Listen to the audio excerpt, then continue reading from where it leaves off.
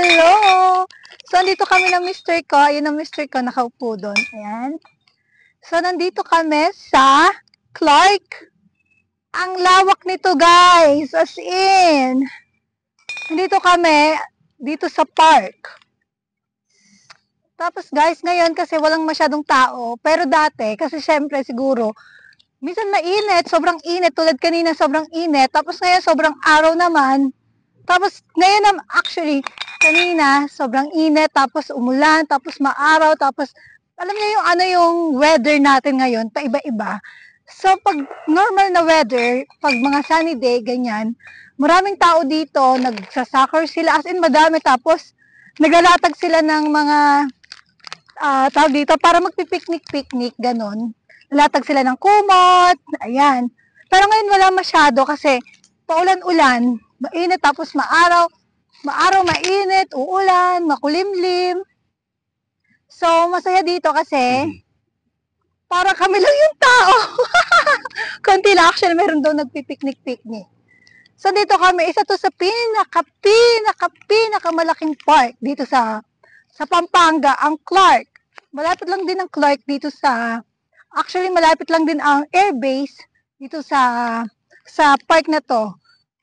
So yan, gusto ko mag-vlog doon kasi hindi ko alam kung pwede. Tapos marami ding mga sundalo dito, iba-ibang mga nationality. Minsan sila, nasa SM. Actually, ngayon may nakikita ako, guys. Actually, ito kasama sa vlog ko, pero may nakikita ako. Tingnan niyo yung buhok ko. Anyway, wala lang. Wala lang, etchos lang. So yan. So guys, yung ginawa ko kanina na pag-interview sa asawa ko, hindi naman plano yon. Wala lang, in-interview ko lang siya kasi wala akong ma-vlog. So yan guys, pupunta na natin siya. So gusto ko lang ipakita sa inyo itong park na to. Ang lawak. Ang sarap dito, alam nyo. Kung nandito lang yung mga pamangkin ko, yung mga kapatid ko, family ko, mga pamangkin ko, matutuwa sila, lalo si Bebe. Excuse me.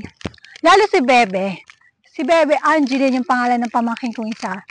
Matutuwa yun dito kasi gusto nun yung mga ganito, yung mga view. Tapos gusto niya mag-badminton, mag-volleyball, sila magpipinsan. So next time, siguro bago ako mag-birthday, lahat ng family ko, ng mga pamangkin ko, dadalhin ko dito. Tapos igagala ko sila dito sa Clark. Kasi hindi pa sila nakakapasyal dito sa Clark, Pampanga. Dito sa park. Tapos yun na yun. wala na akong masabi. Pasensya na guys kasi ngayon lang talaga ako alam niyo yun, yung nag-active sa YouTube. Tapos di ko alam ko yung mga content ko kasi guys, kung ano lang maisipan ko. Minsan tungkol sa aming mag-asawa, tungkol sa mga food, kaya medyo tumaba ako ngayon. Dati naging lang ako. Dati 44, 45 kilograms ako, ngayon 50. Kasi madalas ang binablog ko, excuse me, kasi madalas ang binablog ko, mga pagkain kami ng mister ko, mahilig kami kumain. So hanggang sa kain kami ng kain, unlimited, ayan, hanggang sa tumaba ko. Nalaman ko na lang yun nung magsishort ako yung short ko na favorite. Yun, masikip sa akin yun. Maluwag sa akin. Nung sukatin ko, sabi ko, bakit hindi ko na ito ma-zipper? Tapos naisip ko, feeling ko tumaba ako. Yun ang benefits din ng pag nagbablog ka ng mga pagkain sa mga restaurant, ganyan. Tataba ka kasi ang sasarap ng mga pagkain nila at babalik-balikan mo sila. Yeah, whatever she said. Yeah, whatever she said. Hindi maintindihan ng asawa ko yung sinasabi ko. Do you understand what I'm talking about? I understand everything that you said, except I can't translate it because my brain's on a different planet right now. But that's okay. It's Tagalog, you know. I just know you're Marites. I'm not Marites. Okay, guys. Bye-bye na. Bye-bye. Bye-bye.